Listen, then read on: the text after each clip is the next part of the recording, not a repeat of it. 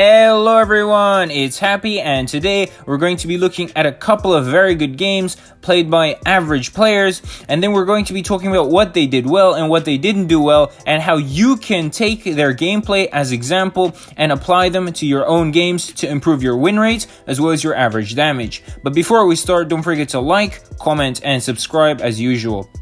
We're about to start, so grab a drink as well as something to eat, and let's go!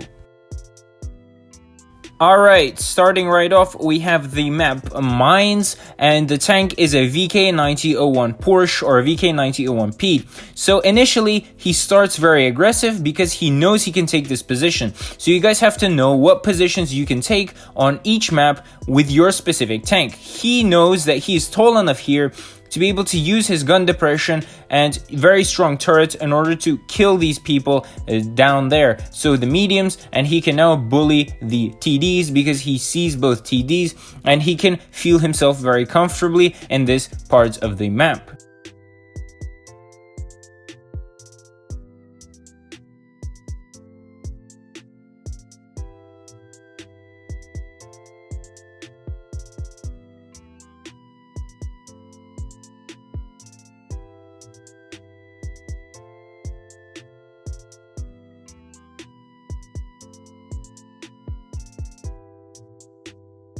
As you can see, you can tell the position he chose is very good because he's getting lots of bounces, especially by TDs shooting gold, and the Death Star didn't penetrate him either. The HE was devastating, but still he did not pen, so 500 is better than 900, so the position he took is very good. This is why I recommend everyone look out for positions they can take at the start of the map in order to do lots of damage from the very beginning.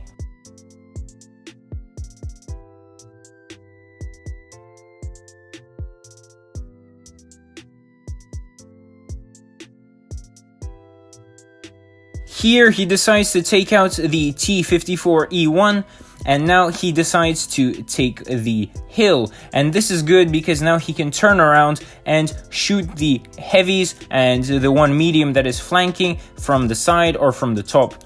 And now this is a very good position. Again, he can use his gun depression in order to shoot these tanks relatively for free.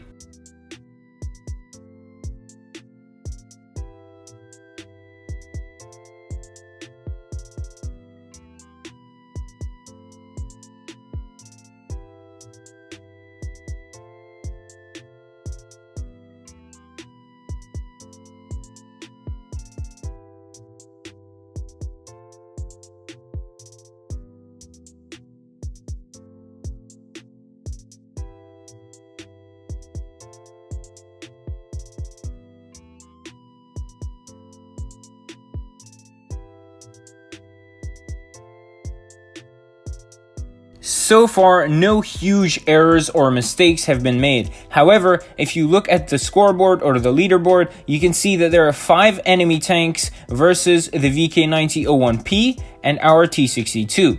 So now it's a 2 versus 5, and the T62's position is not very good because he's being shot at, and he can't really help our heavy tank here. So it's pretty much a 1v5 or a 1v4, and you will know that the VK is a very good player because he hits his shots and he takes very good positions, and I will explain the positions he takes right now. So now he's gonna play off of his side. That means these guys cannot penetrate him, and he shoots the tank with less HP. This is very important, especially when you're being outnumbered, to kill the tanks rather than going for damage, because when you kill other tanks, this lowers the DPM of the enemy team. As you can see, he killed 2 tanks by himself, and now he's still in a 1 versus 3.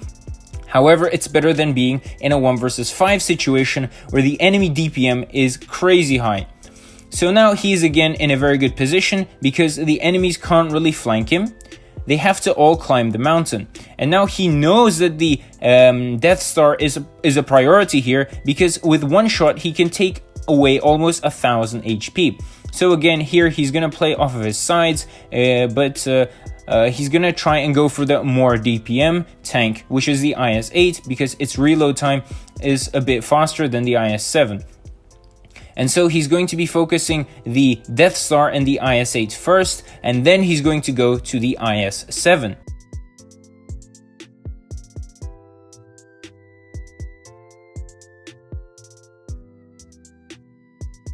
As you can see now, again, he kills the tank with less HP, and now it's a 1 versus 2. As you can see, the DPM of the enemy team has decreased drastically. And again, he's going for the worst opponent, which is the IS-8 in this situation, because the DPM is a bit faster compared to the IS-7's gun. And so he's gonna again take out the IS-8, and now he's trying to isolate the enemy tanks from each other. So now they all have to come down to face him. So they're going to be coming one by one. And now the IS-8 is easy prey, and he kills the IS-8 for free. Now he's in a 1 versus 1 situation with the IS-7, where the VK9001's P's armor is a lot better and can play a bigger role in defeating the IS-7. Of course, the IS-7's penetration also sucks, especially on gold. And yeah, you shouldn't be doing that with an IS-7.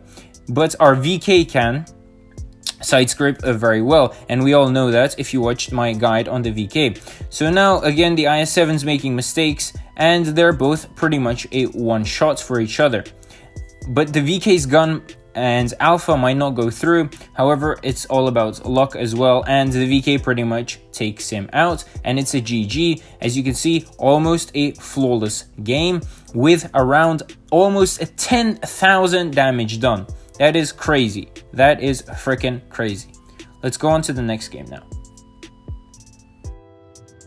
Alright, next game is in the new Kranvagen, or Kranvan. I don't know how you would pronounce it. Please, some Swedish person correct me. But again, our hero dives into battle very aggressively, and again, he takes a very good position because he knows his team is going to support him, and he can play off of his gun depression as well as his very good turret. So here he shoots 3 shells into the Jagdtiger, and Jagdtiger, whatever, and he does get shot. However, that's fine. That happens. He gave around 1,200 damage already, and as you can see, he's going to be reloading his clip rather than wasting his shots, because he doesn't really have anyone to shoot at pretty much.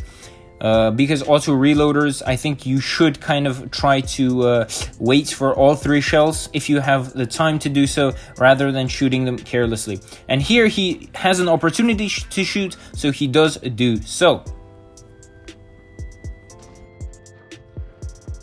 And again, the main thing to take away from this is that he knows what to do. He knows the positions he can take at the start of the battle, and he knows that they will be effective because his team is supporting him and his tank can support that position as well. So we all have to know these positions if we want to succeed or do well in random battles in general.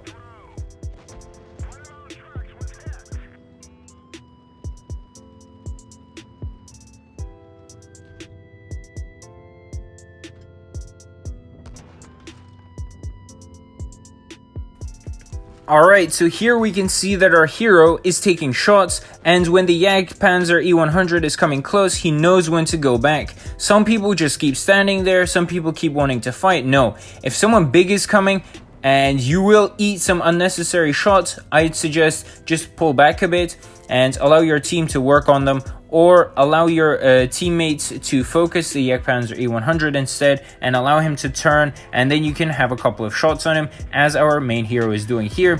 However, he's not caring about shots coming from the side.